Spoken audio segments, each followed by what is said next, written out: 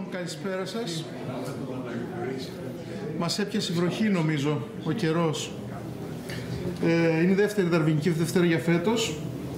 Έχουμε τη χαρά να φιλοξενούμε την κυρία Νένα Γαλανίδου, καθηγήτρια προϊστορικής αρχαιολογίας. Αυτός ο τίτλος είναι πολύ εντυπωσιακός, κατά τη γνώμη μου, στο Πανεπιστήμιο Κρήτης.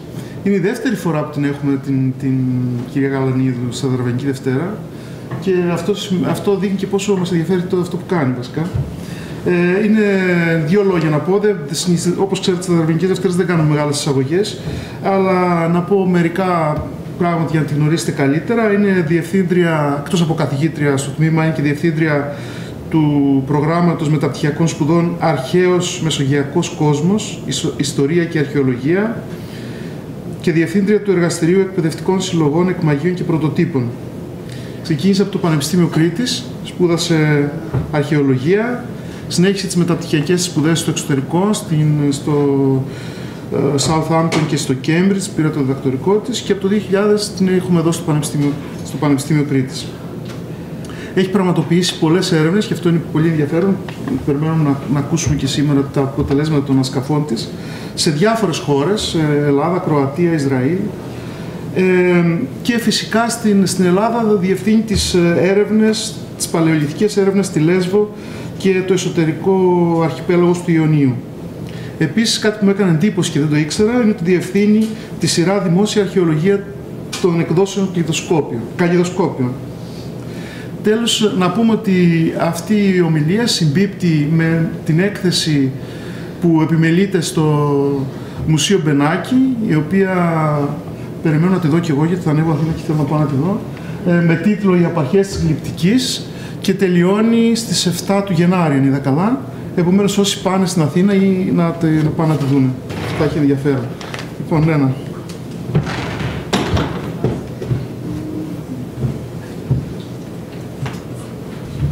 Καλησπέρα. Ευχαριστώ για την εισαγωγή. Να ξεκινήσω λέγοντας ότι επειδή είναι συνδιοργάνωση του Πανεπιστημίου Κρήτης με το Μουσείο Μπενάκη, όλα τα μέλη της κοινότητας έχουν δωρεάν είσοδο στην έκθεση. Είτε με οι φοιτητές μας, συνάδελφοι, ακόμα και το διοικητικό προσωπικό πρέπει να πούν στην είσοδο ότι είναι μέλη της πανεπιστημιακής κοινότητας. Μια φοιτητρία μου πήγε. Και οι συνταξιούχοι. Και οι ομότιμοι θα πούν καθηγητής Πανεπιστημίου Κρήτης, περνάω ελεύθερα. Διαδώστε το, πείτε το.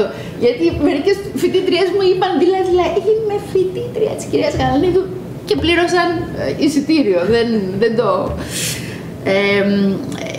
Μου δίνει πολύ μεγάλη χαρά που μιλώ ξανά στη Δαρβηνική Δευτέρα, γιατί νομίζω ότι υπάρχουν πολλές συγγένειες, εκλεκτικές ίσως και άλλες. Και με αυτήν τη διάλεξη δεν θα σας μιλήσω τόσο πολύ για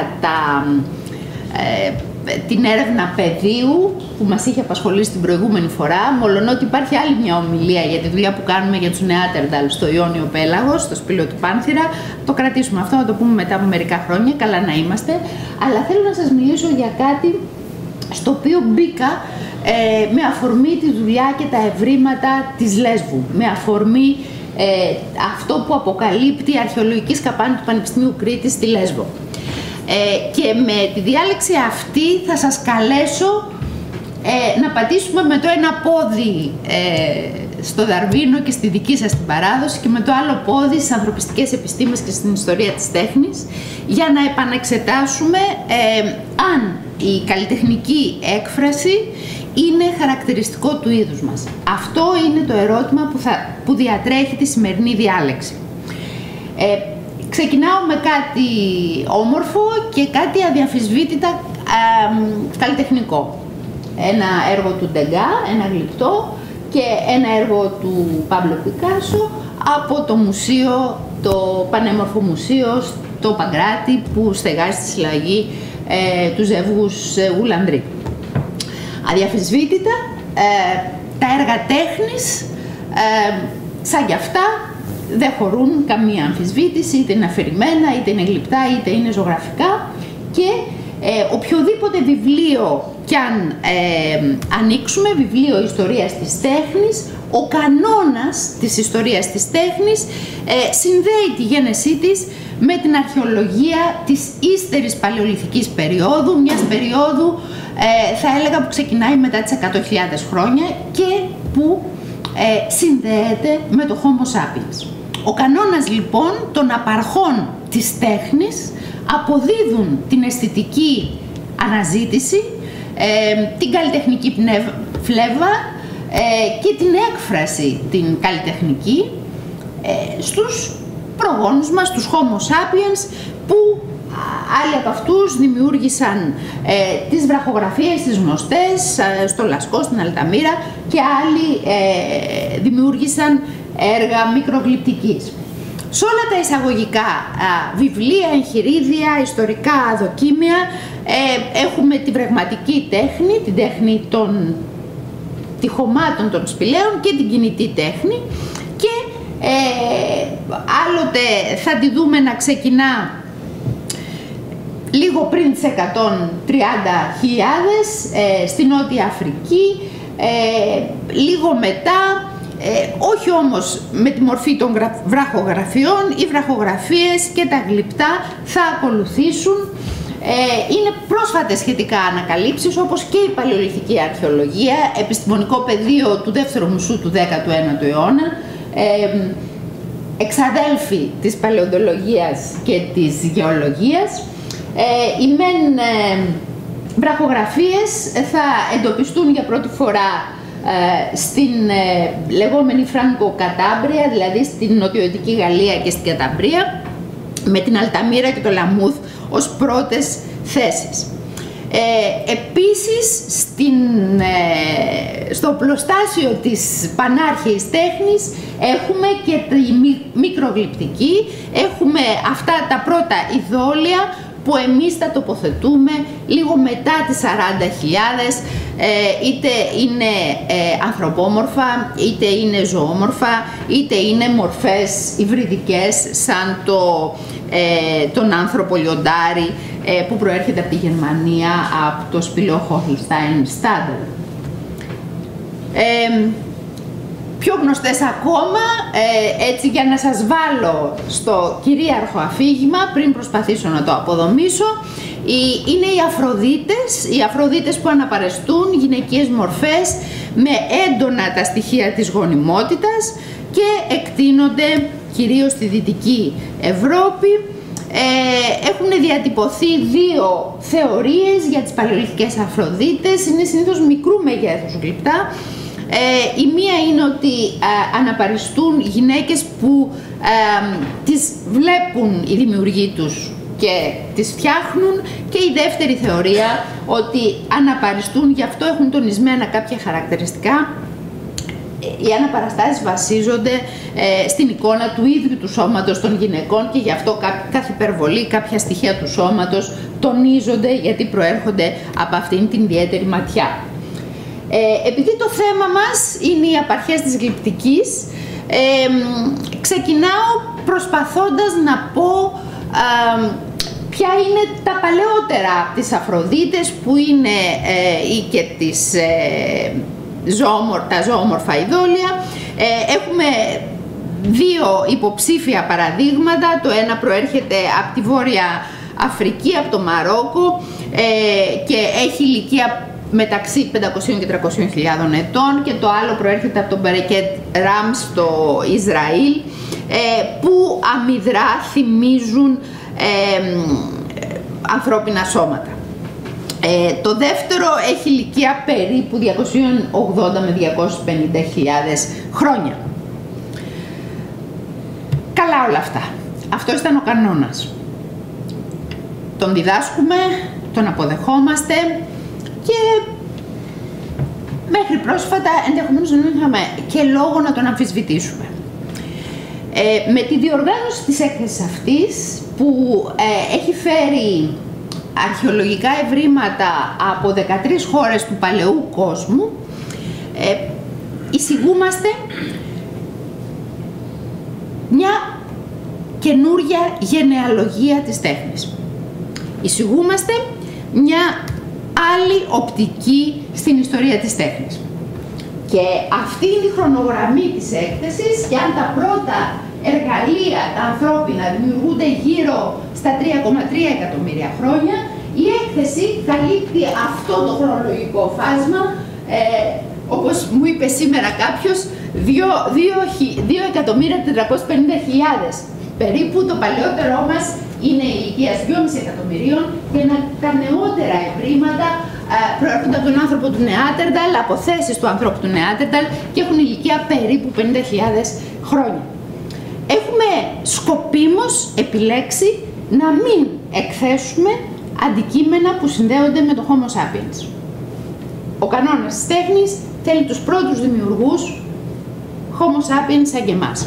Εμείς λοιπόν δείχνουμε άλλα αντικείμενα που δεν είναι τα συνηθισμένα αντικείμενα της τέχνης, αλλά καλούμε το κοινό και καλούμε και την κοινότητα μέσα από αυτή την ομιλία να εξετάσει το τι είναι τέχνη και πότε τελικά ξεκινά η αισθητική αναζήτηση και η καλλιτεχνική έκφραση. Θα δούμε ζητήματα όπως η παρειδωλία, συμβολική έκφραση και κοινωνική διάκριση, ποιοι ήταν ενδεχομένως οι πρώτοι καλλιτέχνες και πόσο ξεχωριστοί και εφάνταστοι είμαστε εμείς. Ξεκινώ με την παρειδωλία. Η παρειδωλία, δεν ξέρω αν έχουμε συναδέλφους από την ψυχολογία, ενδεχομένως να δουν το βίντεο, είναι η αναγνώριση μορφής σε ένα φυσικό αντικείμενο. Συμβαίνει σε όλους. Συμβαίνει σε εμάς όταν βλέπουμε στα σύννεφα, δεν ξέρω, άλογα να καλπάζουν, περπατάμε στην παραλία και αναγνωρίζουμε σε ένα βότσαλο ένα γράμμα ή ένα σχήμα. Αυτό είναι το βράχος του ελέφαντα στην κοντινή μας Ισλανδία. Έχει πάρει το όνομά του γιατί θυμίζει, είναι ένας βράχος σε βασάλτη που θυμίζει, από όποια πλευρά και αν το δεις, το κεφάλι και την προβοσκίδα ενός ελέφαντα. Και ένα πιο κοντινό ακόμα παράδειγμα από το φαράγγι του Βίκου, από τις πηγές του ποταμού Βοηδομάτη, είναι η αγκαστρωμένη, είναι αυτός εδώ ο βράχος, ο οποίος θυμίζει την κοιλιά μιας εγγύου γυναίκας και θεωρείται, υπάρχει το εκκλησάκι εκεί δίπλα, ότι όταν πάνε και ευλογηθούν οι γυναίκες εκεί θα κάνουν αρσενικούς απογόνους, όπως γεννιέται και το ποτάμι, το νερό, οι πηγές του Βοηδομάτη. Υπάρχει μια ολόκληρη συζήτηση γι' αυτό. Η παρειδωλία λοιπόν είναι ένα φαινόμενο που το αναγνωρίζουμε εμείς, συμβαίνει σε εμάς, τους Homo sapiens. Το παλιότερο έκθεμα της έκθεσης είναι το βότσαλο του Μακαπάνσχατ. Το έχουμε φέρει από το Πανεπιστήμιο του Witwatersrand στο Johannesburg, το είπα, στην Νότια Αφρική. Είναι πολύ μικρό και πολύ δημοφιλές. Το βότσαλο αυτό είναι ένα βότσαλο απολύτως φυσικό. Δεν είναι δουλεμένο. Δεν λέμε ότι κάποιος πριν από 2,5 εκατομμύρια δούλεψε αυτό το βότσαλο. Αυτό όμως που το κάνει ξεχωριστό είναι ότι είναι το παλαιότερο παράδειγμα παρειδωλίας, γιατί προέρχεται από μία θέση αυστραλοπίθηκου Αφρικάνου. Είναι σε ESP, ο ESP δεν υπάρχει στην ευρύτερη περιοχή της αρχαιολογικής αυτής θέσης, είναι αρκετά χιλιόμετρα μακριά και η ερμηνεία που έχουμε είναι ότι κάποιος αυστραλοπίθηκος το είδε, αναγνώρισε αυτό που αναγνωρίζουμε και εμείς και ο δικός μας νους και το αποθυσάβρεσε, το πήρε στο ενδιαίτημά του και το φύλαξε. Δεν υπάρχουν άλλα βότσαλα, δεν υπάρχει άλλος ESP, δεν υπάρχει τίποτα άλλο εκεί πέρα από οστά αυστραλοπίθηκου Αφρικάνου. Αυτό είναι το αρχαιότερο παράδειγμα και το αρχαιότερο έκθεμά μας που ανοίγει τη συζήτηση για τους αυστραλοπίθηκους. Οι αυστραλοπίθηκοι για πάρα πολλά χρόνια θεωρούνταν ότι το μόνο κοινό που έχουν με τα μέλη του μεγάλου γένους Homo είναι η όρθια βάδιση. Τα τελευταία χρόνια όμως σημαίνει το εξής. Έχουμε βρει εργαλεία δουλεμένα, λαξευμένα, ηλικίας 3,3 εκατομμυρίων ετών. Αν πάμε πίσω στη χρονογραμμή, σας το έδειξα στα 3,3, αλλά στα 3,3 δεν έχουμε Homo. Υπάρχουν αυστραλοπίθηκοι γενικώς. Βέβαια, όπως βλέπετε, δεν έχουν βρεθεί αυστραλοπίθηκοι σε αρχαιολογική θέση σε συνάφεια με λίθινα εργαλεία. Στην Τικίκα της Αιθιοπίας όμως, σε οστά αποθυλαστικά που θεωρούμε ότι είχαν καταναλωθεί, ηλικίας 3,4 εκατομμυρίων ετών, υπάρχουν cut marks, υπάρχουν ίχνη κοπής που φαίνεται να έχουν προέλθει από λίθινο εργαλείο.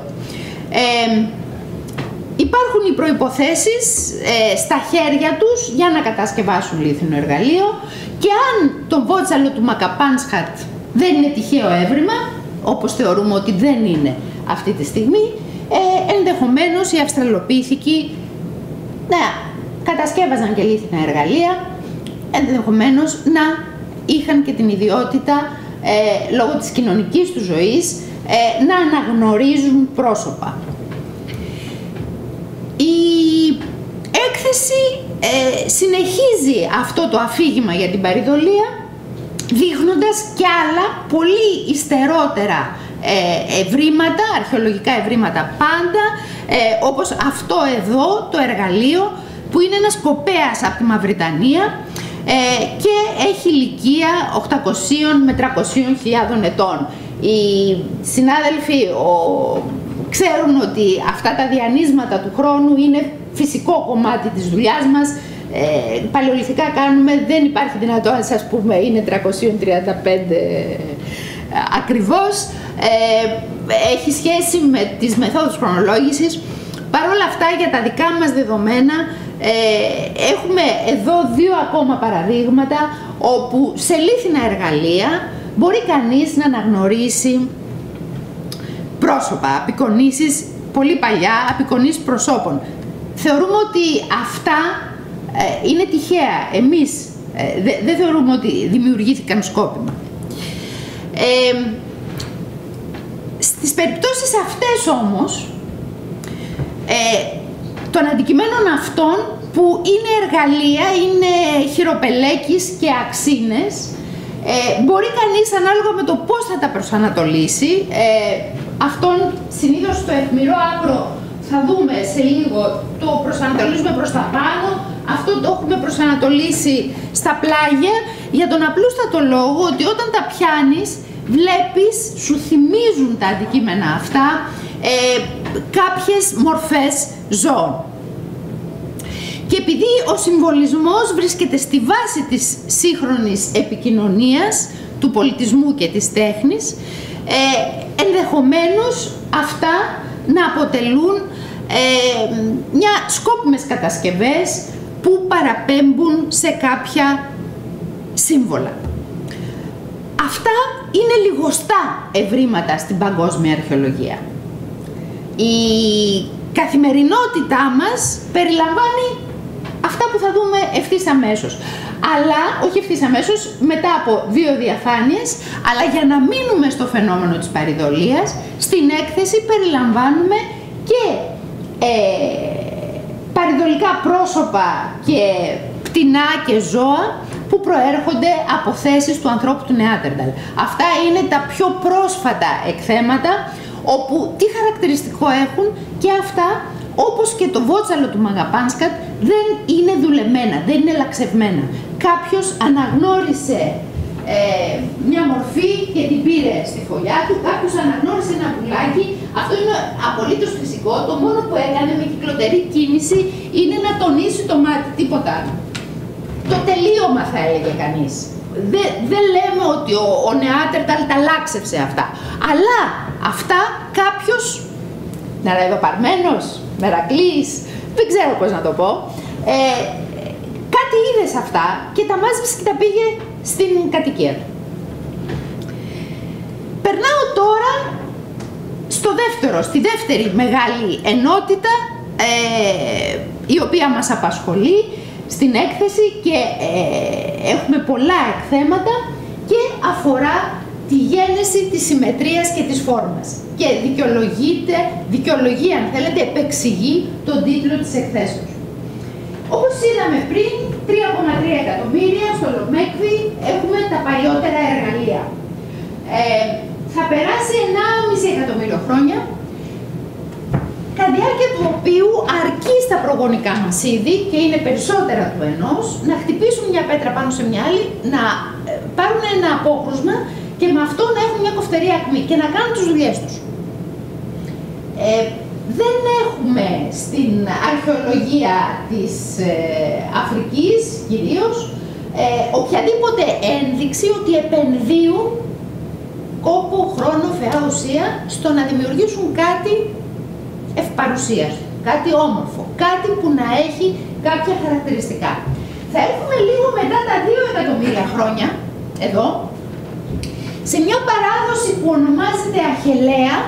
Στους αρχαιολόγους αρέσει να βαφτίζουν τις παραδόσεις τους από την πρώτη θέση όπου εντοπίστηκαν για πρώτη φορά ευρήματα.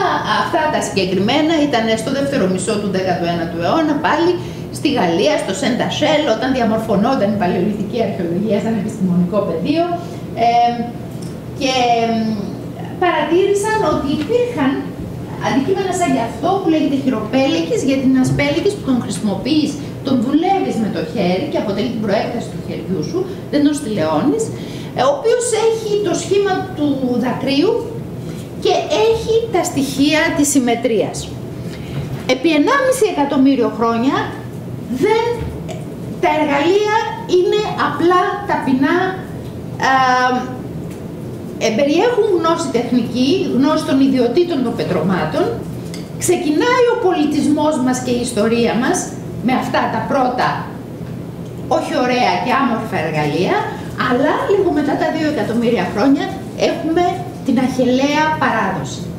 Η Αχελαία παράδοση είναι η μακροβιότερη τεχνική παράδοση στην ιστορία της τεχνολογίας. Ξεκινάει, όπως είπαμε, λίγο μετά. Κάθε ομάδα, πολλές ομάδες ερίζουν η κάθε μία για το ποια έχει τα αρχαιότερα Αχελαία.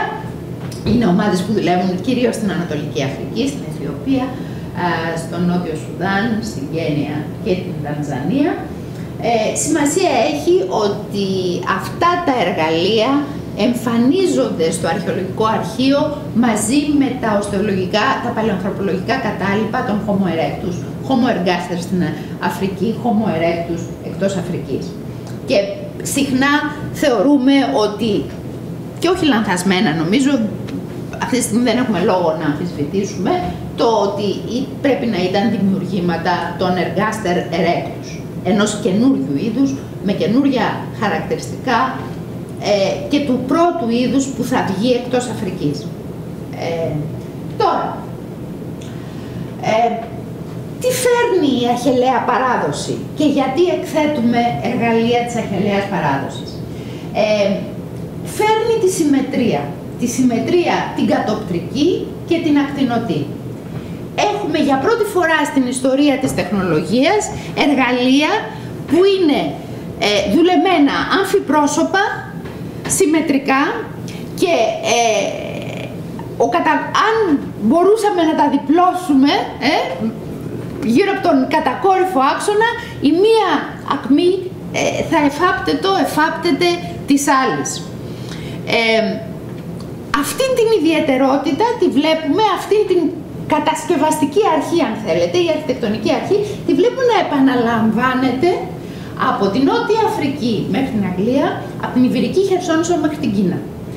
Είναι μια παράδοση που μαζί με τους ερέκτους απλώνεται σε ολόκληρο τον παλιό κόσμο και θα διαρκέσει μέχρι τουλάχιστον τις 200.000 χρόνια.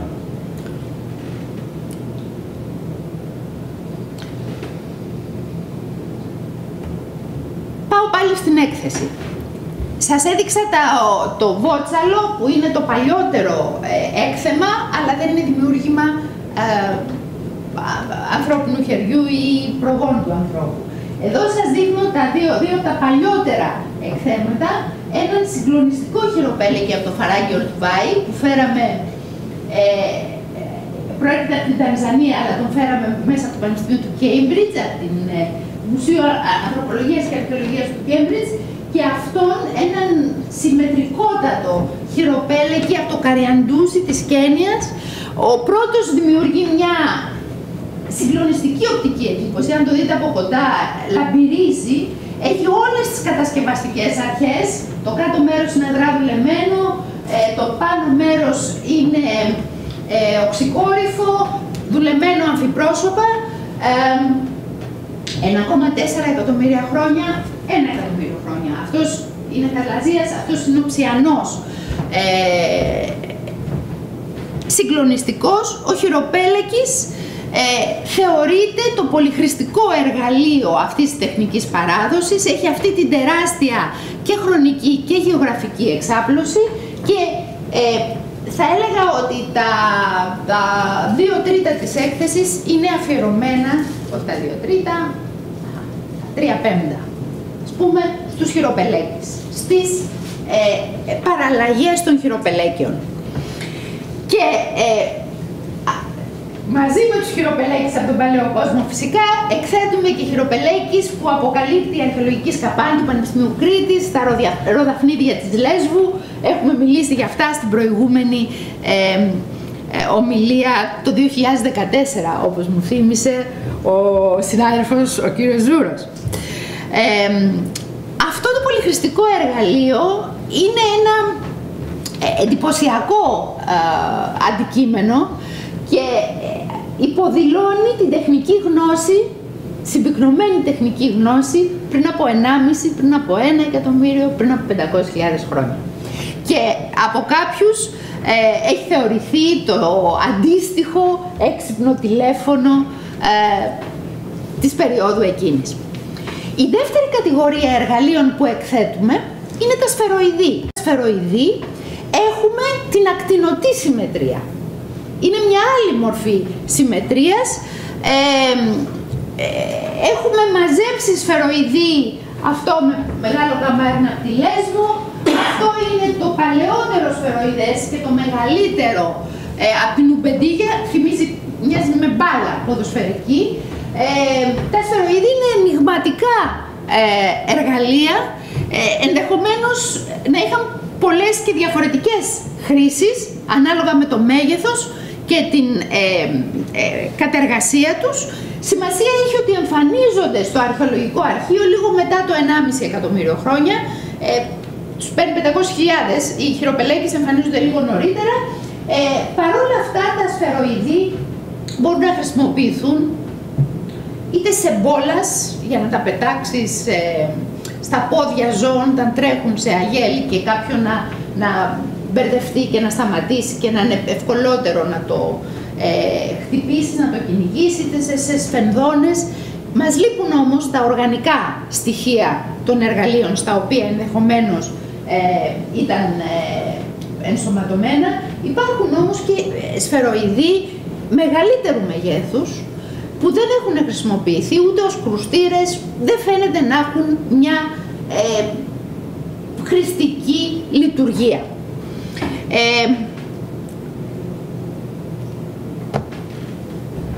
Περνάμε τώρα, έχοντας κάνει αυτή την εισαγωγή στα σφαιροειδή και στις ιδιότητες του χειροπέλεκη, να δούμε πώς αρθρώνεται το κυρίαρχο επιχείρημα της έκθεσης για την αισθητική αναζήτηση και τη συμβολική έκφραση.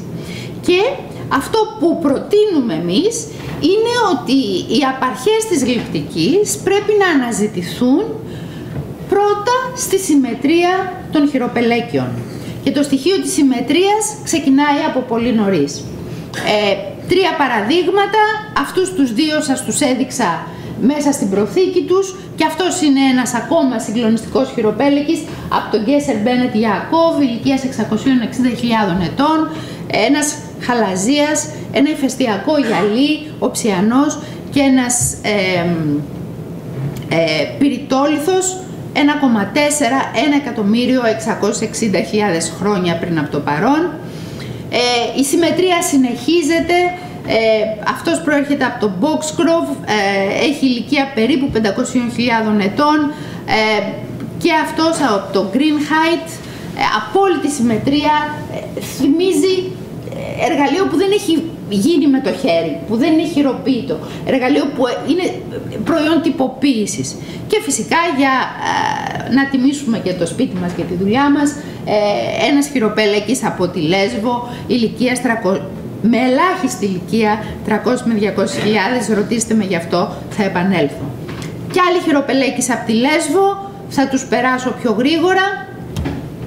Για να περάσω στο δεύτερο κριτήριο, πέρα από τη συμμετρία, τα προσεκτικά διαλεγμένα πετρώματα.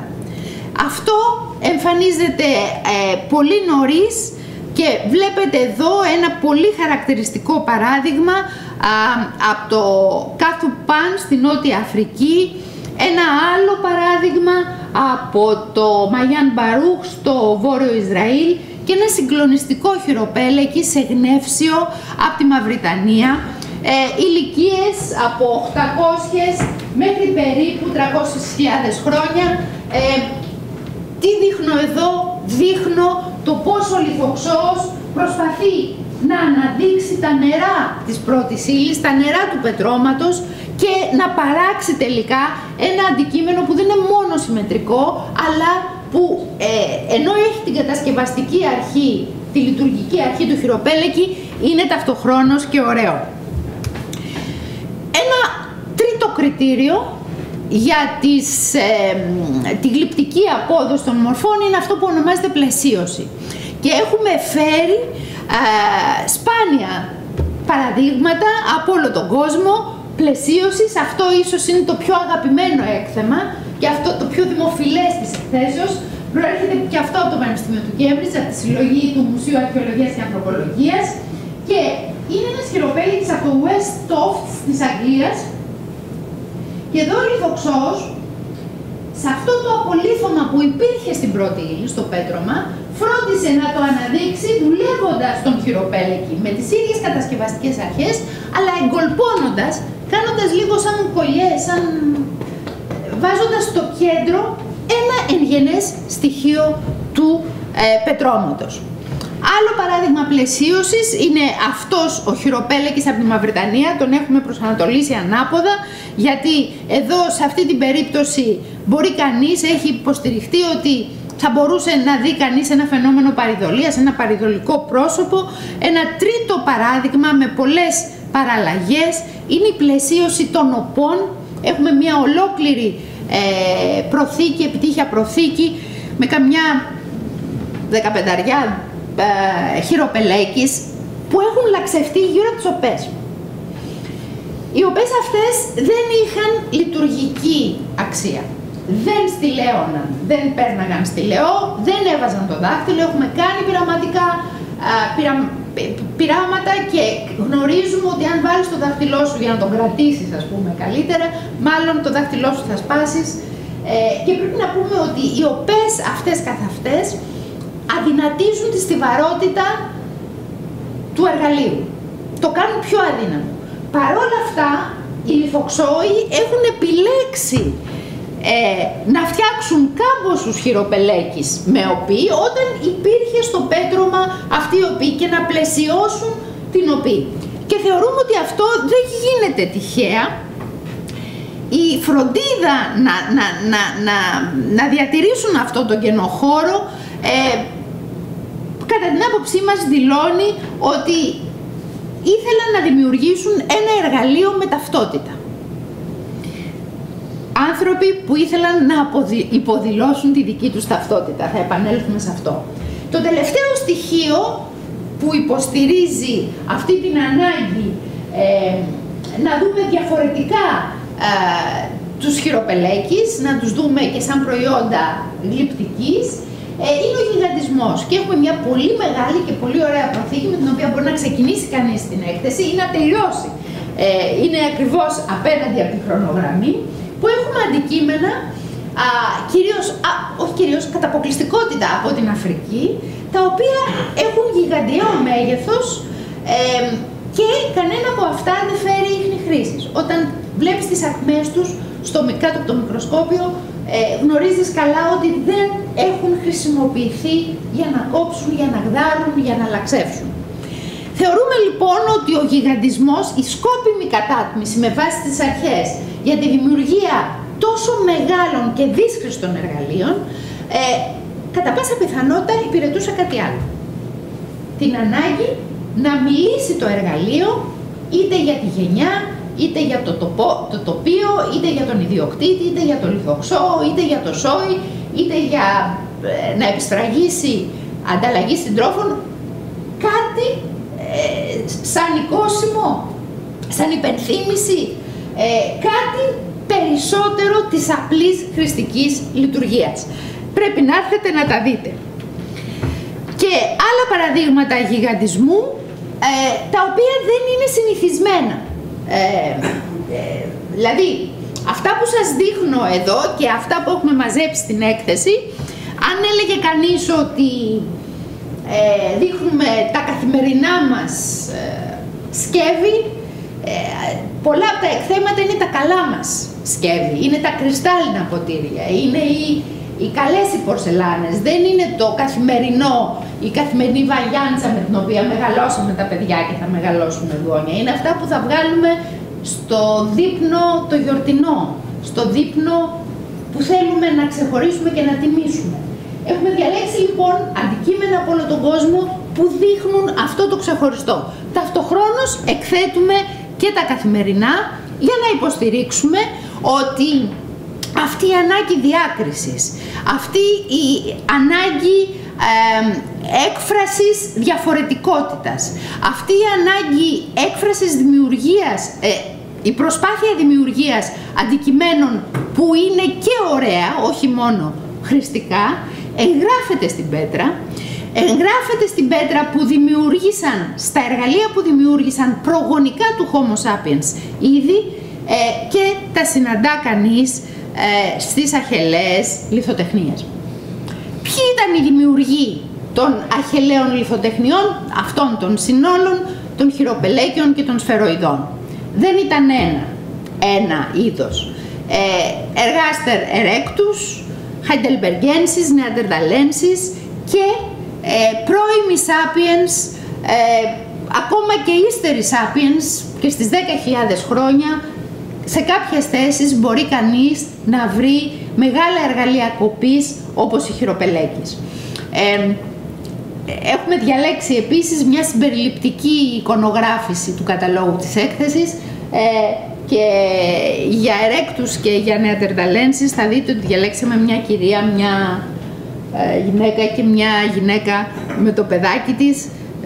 Ήμασταν γυναίκες όλες όσες οργανώσαμε την έκθεση, γι' αυτό και θέλαμε να αφήσουμε και το δικό μας στίγμα πέρα από τους τριχωτούς, τους αυτούς τους άλλους. Λοιπόν, συμμετρία. Συμμετρία, προσεκτικά διαλεγμένα πετρώματα, αυστηρή γεωμετρία, είναι όλα αυτά εγγενή στοιχεία των χειροπελέκιων. Τι τους κάνει να θέλουν να ξεχωρίσουν, να θέλουν να φτιάξουν συμμετρικά αντικείμενα, κάποια από τα οποία είναι απολύτως ξεχωριστά? Έχουν διατυπωθεί πολλές διαφορετικές απόψεις, διαφορετικές θεωρίες. Και μία από αυτές που είναι αρκετά δημοφιλής, μέσα στο πλαίσιο της εξελικτικής αισθητικής, βλέπει την ερμηνεία, τη συμμετρία των χειροπελέκιων και των σφαιροειδών ως μια διάσταση, μια έκφραση που υπηρετεί την αναπαραγωγή. Οι πιο συμμετρικοί, οι πιο ωραίοι χειροπελέκεις μιλούν είτε για τους λιθοξώους, είτε για τις λιθοξώους, είτε για αυτούς που τους κατέχουν ή τους κατέχουν, προσπαθώντας να ξεχωρίσουν και να έχουν μεγαλύτερη και καλύτερη πρόσβαση στη δεξαμενή τη γονιδιακή. Κοίτα, εγώ φτιάχνω καλούς χειροπελέκης, έλα ζευγάρωσε μαζί μου ή έλα φέρε μου φαγητό. Δεν το ξέρουμε και δεν το θεωρώ και πολύ πιθανό αυτό. Και θα σας πω γιατί.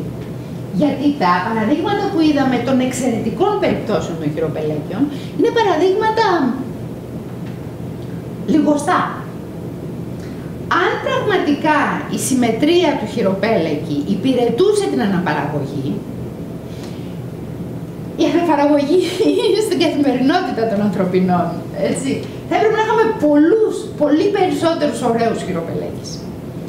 Η ωραία χειροπελέκηση, η ξεχωριστή χειροπελέκηση, πλαισιωμένη με τα ενδιαφέροντα πετρώματα και με τις την απόλυτη συμμετρία δεν είναι πολύ, είναι λιγοστή. Και γι' αυτό θεωρώ ότι συνδέονται περισσότερο με το ατομικό ταλέντο, με τη μαστοριά και το χάρισμα του γλύπτη, που κατά την άποψή μου μπορεί να είναι και Erectus, μπορεί να είναι και Heidelbergensis, μπορεί να είναι και Ergaster. Μια άλλη θεωρία θέλει τους χειροπελέκεις βλέπει τους χειροπελέκεις ως έκφραση μιας επιδεικτικής συμπεριφοράς. Επιδεικτικής συμπεριφοράς που δεν είναι ιδιότητα των ανθρώπων ή των προγόνων μας. Δύο παραδείγματα σύγχρονης επιδεικτικής συμπεριφοράς, αρσενικής και θηλυκής και αυτοκινητιστικής, και δύο άλλα παραδείγματα, το παγόνι με την άχρηστη ουρά του 1,5 μέτρο που το εμποδίζει, το αρσενικό παγόνι, να πετάει, αλλά υπηρετεί, καλύτερα θα μας τα πείτε εσείς οι βιολόγοι, τις αναπαραγωγικές του δραστηριότητες, και πτυλονορυγχίδα, ένα πολύ ωραίο παράδειγμα. Πρέπει να σας πω ότι το πρώτο κεφάλαιο του καταλόγου της έκθεσης το υπογράφει ο Jared Diamond και μιλάει για το παράδειγμα της πτυλονορυγχίδας, που κατασκευάζει ένα πουλάκι στην Οκεανία. Κατασκευάζει με διάφορα φύλλα, φτερά, καπάκια, ό,τι βρει, χρωματιστό, περίτεχνες κρεβατίνες και φωλιές, και η αρσενική πτυλονορυγχίδα το κάνει αυτό, και περιμένει, περνάνε οι θηλυκές και διαλέγουν, και συχνά μες στην ίδια επικράτεια ανά 100-200 μέτρα υπάρχουν τέτοιες κρεβατίνες, τέτοιες φωλιές, και κάνουν παρέλαση θηλυκές και διαλέγουν ποιο αρσενικό έχει κάνει την πιο ωραία και ζευγαρώνουν μαζί του. Δεν είμαι βέβαιη ότι συμφωνώ, δηλαδή δεν νομίζω ότι συμφωνώ και με το κομμάτι της επιδεικτικής συμπεριφοράς. Τείνω μέσα από όλη αυτή τη συμπεριφορά, μέσα από όλη αυτή την ιδιαιτερότητα, να μιλήσω για καλλιτεχνική έκφραση, για το ταλέντο που ή το έχεις ή δεν το έχεις. Και εγώ μπορώ να φτιάξω, να ζωγραφίσω κάτι, αλλά δεν έχω ταλέντο να ζωγραφίσω κάτι ωραίο, και χειροπέλικη μπορώ να φτιάξω, ούτε ωραίο χειροπέλικη θα φτιάξω. Αν όμως ο άλλος έχει το ταλέντο, πραγματικά μπορεί να δημιουργήσει αυτά τα ξεχωριστικά αντικείμενα που είδαμε. Οι ορισμοί της τέχνης είναι πολλοί, και νομίζω ότι όποιον κι αν διαλέξουμε, δεν θα διαφωνήσουμε ότι τα ξεχωριστά παραδείγματα χειροπελέκιων και σφαιροειδών είναι σημάδια, είναι τεκμήρια για καλλιτεχνική έκφραση, που προϋποθέτει την αφηρημένη σκέψη. Το σχήμα του δακρύου παραπέμπει στο νερό, σε ένα αρχαίγωνο στοιχείο, το σχήμα της σφαίρας στο αυγό, από όπου γεννά τη ζωή, μπορεί να το χρησιμοποιήσουμε. Θεωρώ ότι υπάρχει μια πρώτο συμβολική σκέψη που εμφανίζεται σίγουρα στο αρχαιολογικό αρχείο γύρω στις 500, λίγο πριν ή λίγο μετά τις 500.000 χρόνια, όταν κορυφώνονται αυτά τα δείγματα πολύ υψηλής αισθητικής. Γεγονός που με τη σειρά του υποδηλώνει διανοητικές ικανότητες, μια κοινωνική οργάνωση και κάποιους κώδικες επικοινωνίας. Κώδικες επικοινωνίας και ένα πλαίσιο μαθητείας. Γιατί αν δεν υπήρχαν όλα αυτά, δεν θα μπορούσε η αρχαιλαία παράδοση να διαρκέσει τόσο πολύ και να απλωθεί σε όλα αυτά τα μέρη του κόσμου. Συνοψίζοντας, από τους Αυστραλοπίθηκους, τους Homo neanderthalensis, αυτά είναι συνήθως οι φατσούλες που δείχνουν, γι' αυτό και προτιμήσαμε κάτι λίγο πιο καλόγουστο. Με την έκθεση αυτή επιχειρούμε κάτι αιρετικό, επιχειρούμε να σας καλέσουμε να ξαναδείτε τα πρώιμα αυτά εργαλεία μέσα από την σκοπιά της έκφρασης της γλυπτικής. Σας ευχαριστώ.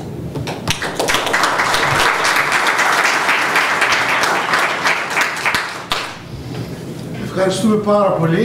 Κράτησα το χρόνο μου, τι. Ναι, τέλεια.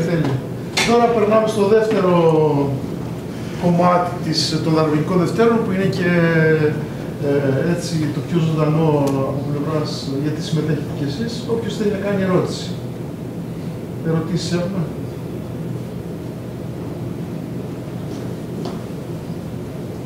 Εγώ έχω 1 εκατομμύριο, αλλά παίρνω το κοινό. Κύριε Στρατάκη.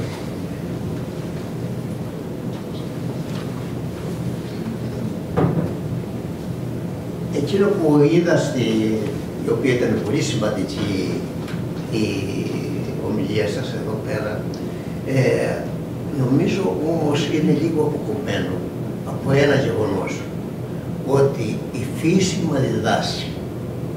Εάν έχουμε δηλαδή παραδείγματος χάρη τώρα ακόμα τα παραείδωλα, τα βρίσκουμε αν πάμε σε όλες τις μάντρες της Κρήτης, στο Λευκά Όρη, στο Ψιλορίτη, στη Σιτία. Θα βρούμε στην κάθε μάντρα μαζεμένες τις πέτρες που έχουν μία μορφή και την οποία αρέσκεται και εκεί που τρώει, αρέσκεται επίσης να έχει αυτά. Τα βλέπουμε επίσης και προς την περιοχή σας, στη Λίμνο, που την ξέρω πολύ καλά και έχω γυρίσει όλες τις... Πειραιώτησα είμαι. Τι είπατε? Πειραιώτησα είμαι. Ναι, επειδή μιλήσατε όμως για την... Πάω στο Βόρειο Αιγαίο για ένα σκαφί. Εγώ ελπίζω υπάρχει ένας φαγιόλιθος, ο οποίος ευρέθηκε στην Πύλο τώρα και ο οποίος διδάσκεται, είναι στο Τσινάτι τώρα. Είναι ένας 5 εκατοστών από το πιο σκληρό αχάτι φτιαγμένο και απάνω είναι σχεδιασμένα ένας αγώνας μεταξύ των Μινωητών με τους Μυτσιναίους.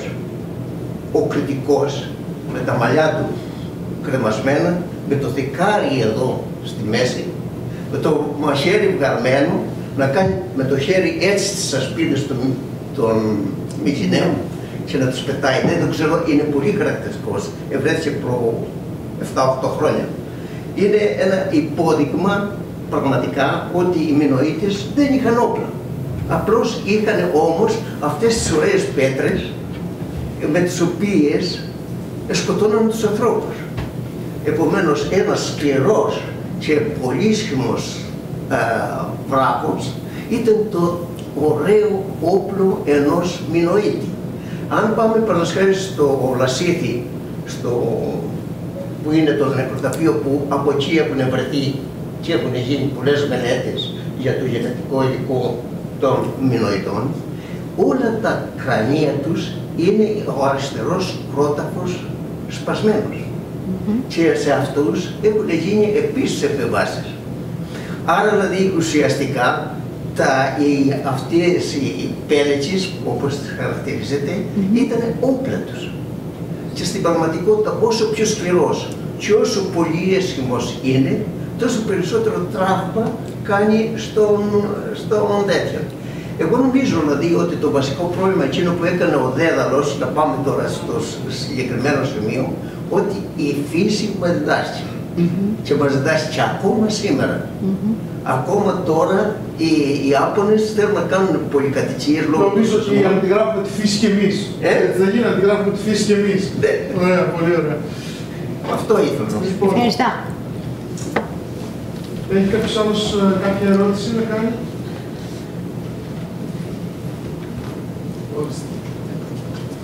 Νομίζω ότι εκτός από αυτά τα ωραία που μας είπατε, το σχήμα έχει και πολύ μεγάλη σχέση με το πώς το κρατούσαν και πώς το χρησιμοποιούσαν, δηλαδή η πρακτικότητα του σχήματος.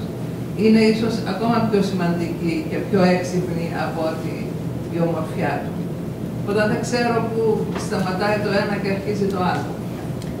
Είναι πολύ καλή, σωστή παρατήρηση, γιατί όπως σας είπα, αυτό το εργαλείο, όταν εμφανίζεται πρώτη φορά στο 1,9-1,8 εκατομμύρια χρόνια, δεν είναι κατά ανάγκη ωραίο, αλλά είναι λειτουργικό, χωράει στη κούφτα, είναι, πώς να το πω, εργονομικό. Αυτή είναι η λέξη σωστή. Κάποιος προηγμένος νους, δεν είναι νους που θα πάει στον Άρη να πάρει δείγματα για θα στείλει δορυφόρο, αλλά είναι προηγμένος γιατί ξέρει, αντιλαμβάνεται την εργονομία αυτού του εργαλείου και το φτιάχνει, το κατασκευάζει και διδάσκει και σε άλλους την κατασκευή του και απλώνεται αυτό το εργαλείο και εξαπλώνεται και τον υπηρετεί στο να βγει από την Αφρική και να απικήσει τον παλαιό κόσμο, να απικήσει και την Ευρασία. Υπάρχει αυτό το στοιχείο. Είναι εκεί. Δεν το αμφισβητεί ποτέ κανείς.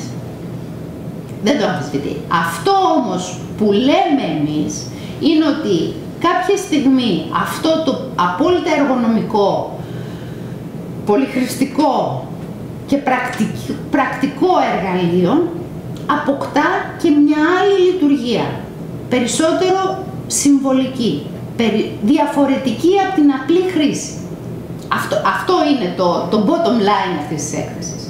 Και γι' αυτό έχουμε διαλέξει αντικείμενα που τεκμηριώνουν και τη μία πτυχή, γιατί τα περισσότερα ευρήματα από τη Λέσβο, τα οποία εκθέτουμε εκεί, είναι απλή χειροπελέκης, δεν είναι εργατέχνης, δεν λέμε ότι είναι εργατέχνης.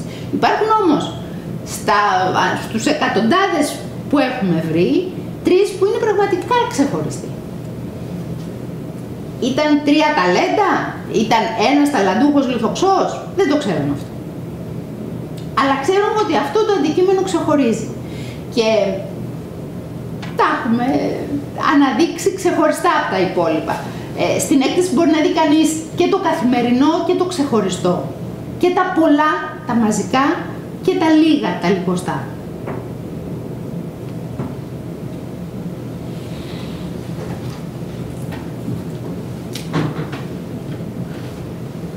Ευχαριστούμε πολύ για την διάλεξη. Να ρωτήσω κάτι. Αν καταλαβαίνω καλά, έχετε οι χρονολογίες που δίνονται εδώ είναι πολύ παλαιότερες από αυτές που υπάρχουν για τις τοιχογραφίες. Οι τοιχογραφίες, αν καταλαβαίνω καλά, είναι υπάρχουν κάποιες που αποδίδονται στους Νέαντερταλ, ενδεχομένως γύρω στο 60 στα 50 χρόνια αλλά το παλιότερο που βρίσκεται είναι 200.000 χρόνια, κάτι τέτοιο. Αν έχω δει καλά. Τοιχογραφίες? Ναι. Όχι, πιο από τα 60-65, όχι. Τοιχογραφίες έχουμε από τις 70.000 και μετά. Αν είναι οι 3, τα 3 σπήλαια της Ισπανίας που υποτίθεται, που αποδίδονται στους Νεάντερταλ, τα 3. Κάποιος έγραφε κάπου ότι υπάρχουν αμφισβητούμενες μεν, αλλά τα οποία είναι 200.000 δεν έχουμε τοιχογραφίες. Δεν έχουμε τοιχογραφίες. Το ερώτημα είναι το γεγονός ότι προηγήθηκε η κατασκευή τέτοιων πραγμάτων, που είναι πιο χρηστικά και πιο... Μήπως μας λέει και κάτι για το πώς ξεκίνησε αυτή η ιστορία και πιθανόν να μην είναι τόσο πολύ, ας πούμε, η ανάγκη για ταυτότητα ή επίδειξη ή άλλο, αλλά αρχικά ήταν κυρίως η προσπάθεια του να επιλύσει κανείς θέματα. Η προσπάθεια να επιλύσει κανείς θέματα επιβίωσης χρηστικά κλπ. Και αργότερα πια πιθανόν να άρχισε να γίνεται κάτι τέτοιο. Έτσι ξεκινάει. Πιθανόν να είναι... Ο χειροπέλεκης έτσι ξεκινάει. Ο χειροπέλεκης ξεκινάει σαν ένα εργαλείο. Δηλαδή όταν πρωτοεμφανίζεται στο 1,8 εκατομμύρια χρόνια, 1,5 εκατομμύριο χρόνια, ίσως ο πιο ωραίος παλιός χειροπέλεκης είναι αυτός που έχουμε δείξει από την Τανζανία, τον Ντουβάρι, που είναι συγκλονιστικός. Δημιουργεί μια εντύπωση, πηγαίνετε να τον δείτε, δεν χρειάζεται να λέω ούτε. Και στο 1 εκατομμύριο έχουμε αντικείμενα που έχουν απόλυτη συμμετρία, απόλυτη, μια φινέτσα που λες τι είναι αυτό τώρα, 1 εκατομμύριο, και εμείς οι αρχαιολόγοι μένουμε με το στόμα ανοιχτό, που είμαστε εξοικειωμένοι με αυτά τα μηδενικά και τις ηλικίες. Ο χειροπέλεκης ξεκινάει σαν ένα εργαλείο της ανάγκης, που ικανοποιεί την καθημερινή ανάγκη. Είτε είναι όπλο, είτε είναι εργαλείο για να σκάψεις, να βγάλεις τους βολβούς και τις ρίζες και να τους καταναλώσεις, να γδάρεις, να τεμαχίσεις, είναι ένα εργαλείο ανάγκης. Μέσα στις εκατοντάδες εργαλεία που υπάρχουν και όσο περνάμε στο χρόνο και περνάμε το φράγμα του 1,5 εκατομμυρίου, η συμμετρία γίνεται εντυπωσιακή. Και σε κάποια αντικείμενα ξεπερνά, δεν είναι μόνο η συμμετρία. Εκεί τώρα είναι το ερώτημα τι υπηρετεί. Εγώ σας ανοίγω τη βεντάλια και σας τα βάζω όλα στο τραπέζι. Σας λέω ότι θεωρώ, κατά την άποψή μου, επειδή είναι όλα ανοιχτά, ότι είναι περισσότερο ταλέντο. Έκφραση ταλέντου ατομικού, το ατομικό ταλέντο, ειδικά από τις 500.000 χρόνια και μετά, δεν μπορώ να το... Αλλά το ταλέντο ταυτοχρόνως, επειδή είναι κοινωνικό, αυτός ο χειροπέλεκης είναι προϊόν της κοινωνικής ομάδας που τον παράγει. Η παραγωγή του απαιτεί και επικοινωνία και μετάδοση γνώσης. Θεωρώ ότι κάποια στιγμή αρχίζει να υπηρετεί και άλλα πράγματα, πιο συμβολικά. Πότε γίνεται αυτό δεν το ξέρω. Σίγουρα γίνεται μετά τις 500.000. Τώρα, το ερώτημα το μεγάλο είναι ποιοι είναι παρόντες και παρούσες στις 500.000 χρόνια. Είναι οι τελευταίοι ερέκτους. Είναι οι Heidelbergensis.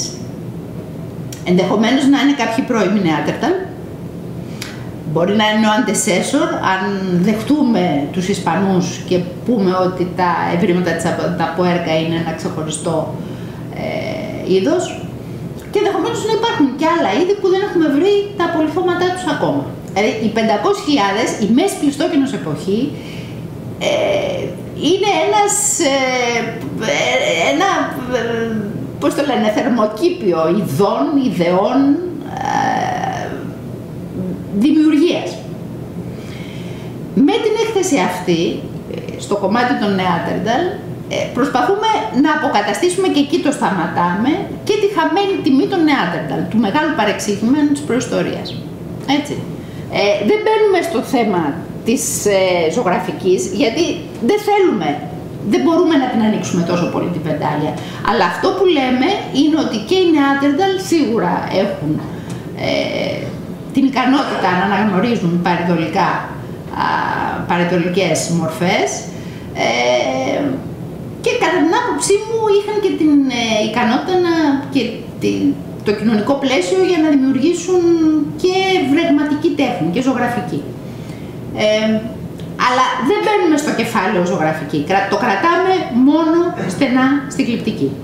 Μέχρι τώρα, με εξαίρεση αυτές τις θέσεις στην Ισπανία, τις τρεις, για τις οποίες υπάρχει πολλή κουβέντα, πάντα οτιδήποτε αιρετικό, συναδελφοί, ξέρετε πώς το αντιμετωπίζουν, έτσι.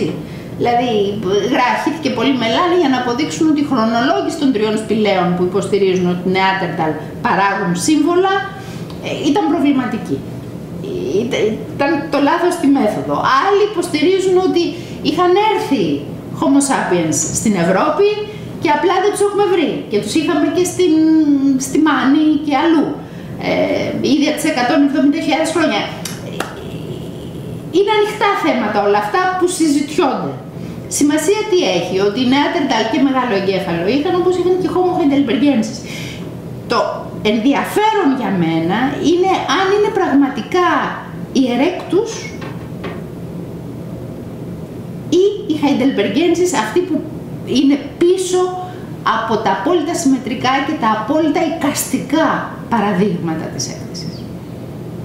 Αυτό είναι, το πω στη μητρική μου $1 million question. Μια που μιλάμε για μεθοδολογία. Ναι. Υπάρχει περίπτωση, ας πούμε, από ό,τι καταλαβαίνω για τις φωτογραφίες υπάρχουν αρκετές αμφιβολίες για ό,τι δεν έχει κάρβουνο, αν είναι λογικό, γιατί η διαδικολόγηση μόνο εκεί είναι εντάξει. Στη δικιά σας περίπτωση, αυτό το είδος τα εργαλεία, πόσο μπορεί να είναι σίγουρος ότι δεν έχουν με κάποιο άλλο τρόπο ή από άλλη ομάδα που πέρασαν? Λοιπόν, τα δικά μας εργαλεία της Λέσβου είναι σε δευτερογενή απόθεση. Θα σας πω ότι η πλειονότητα των εργαλείων της Αχελέας προέρχεται από ποτάμιες κήτες.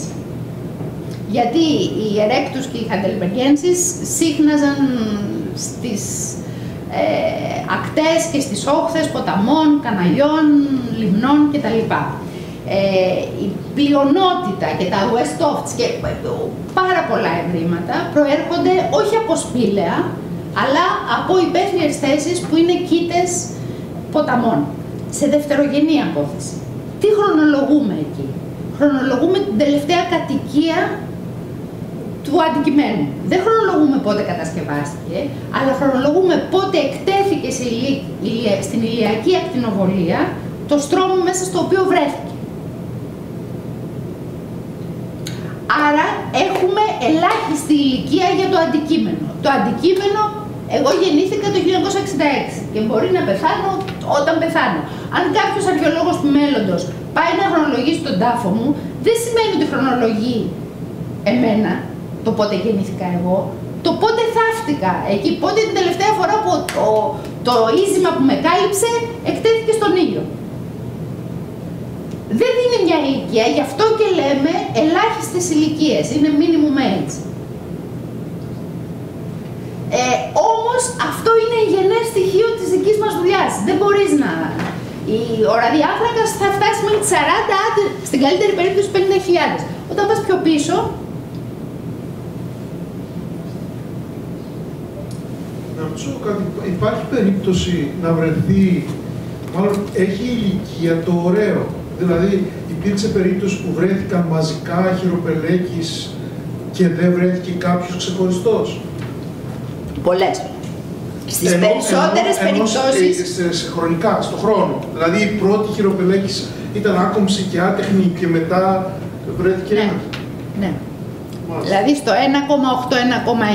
1,8-1,9 ή στην Ουμπεντίγια που δείξαμε αυτό την μπάλα, την πολύ στρογγυλή και την... Οι χειροπελέκες στη Ουμπεντίγια τους έχω δει. Δεν είναι...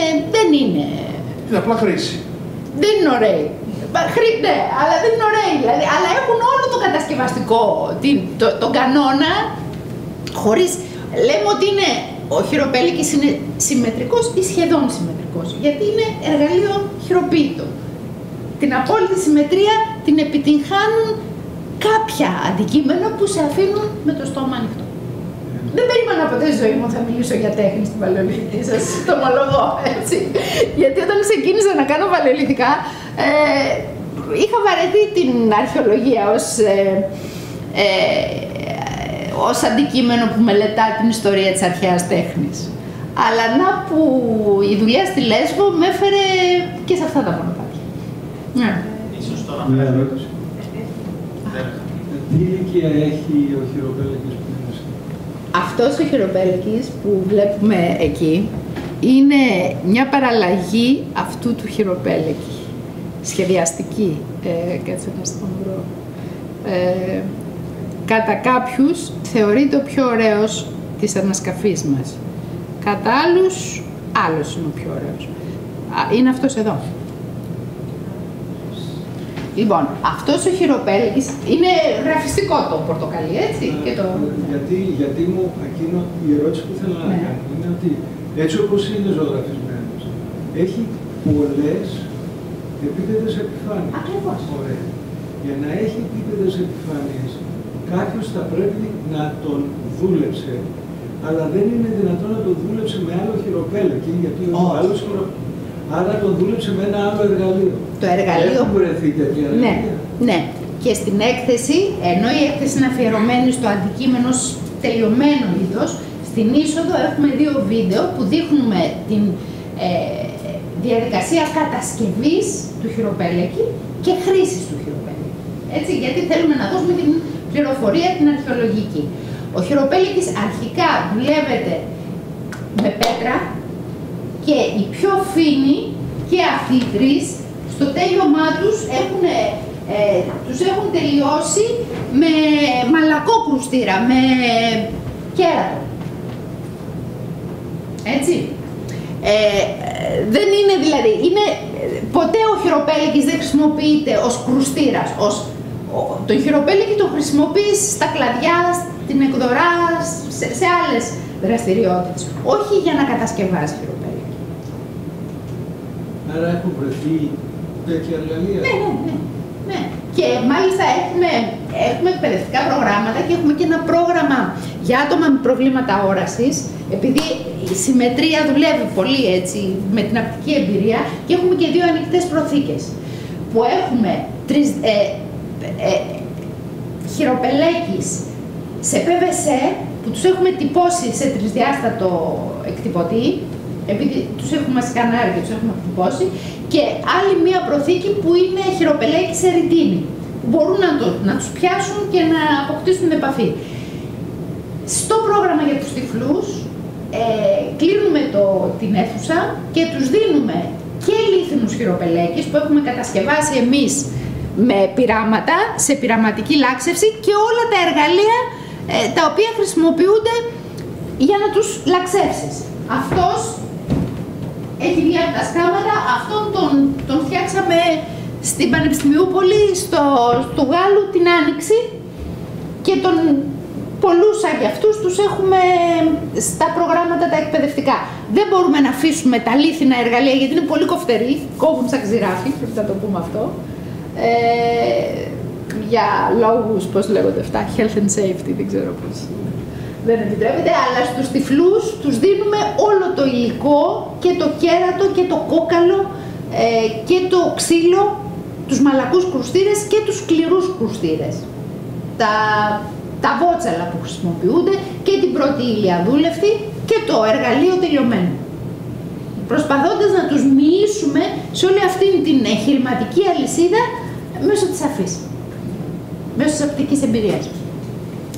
Ναι. Δεν είναι δυνατόν, αν κατάλαβα καλά, η συχνότητα ωραίων πελέκαιων παλιά είναι πολύ μικρότερη από πιο πρόσφατα. Όχι. Ναι, είναι, αλλά αρχίζουν να ναι, είναι, αλλά δεν γίνονται πάρα πολύ όταν φτάνουμε. Δηλαδή δεν υπάρχει μια εκθετική και γραμμική. Δεν μπορεί να υπήρχαν επίσης και στην ίδια συχνότητα ωραίοι πελέκεις πριν από 1 εκατομμύριο χρόνια, οι οποίοι λόγω χρήσης εξαφανίστηκαν πιο γρήγορα από αυτούς που βγήκαν πριν από 150.000 χρόνια. Θα μπορούσε. Θα μπορούσε. Θα μπορούσε. Δεν αποκλείεται. Θέλω να σας δείξω, κατά την άποψή μου, τον πιο ωραίο χειροπέλεκι από τη Λέσβο. Λοιπόν, οι απόψεις διείστανται. Κάποιοι λένε ότι ο πιο ωραίος είναι αυτός, εκεί. Κάποιοι λένε ότι ο πιο ωραίος, ούτως τώρα, είναι αυτός που βλέπαμε πριν, αυτός. Πού είναι τώρα εδώ, πειραματικός, αυτός που έφτιαξε δίπλα στον πειραματικό, αυτός. Αυτός που μόλις έχει βγει εδώ από το σκάμα. Τον έχουμε σε μια πλήθο ξεχωριστά. Κατά την άποψή μου, ο πιο ωραίος χειροπέλεκης από όλη την ανασκαφή είναι ένας σπασμένος χειροπέλεκης, τον οποίο έχουμε βάλει σε μια κατασκευή, είναι αυτός, που κανένας δεν πιστεύει ότι μπορεί να είναι χειροποίητος. Εδώ έχει σπάσει το αιχμηρό του άκρο. Αν τον δείτε και από τη μία όψη και από την άλλη, είναι σαν να έχει βγει από μηχανή.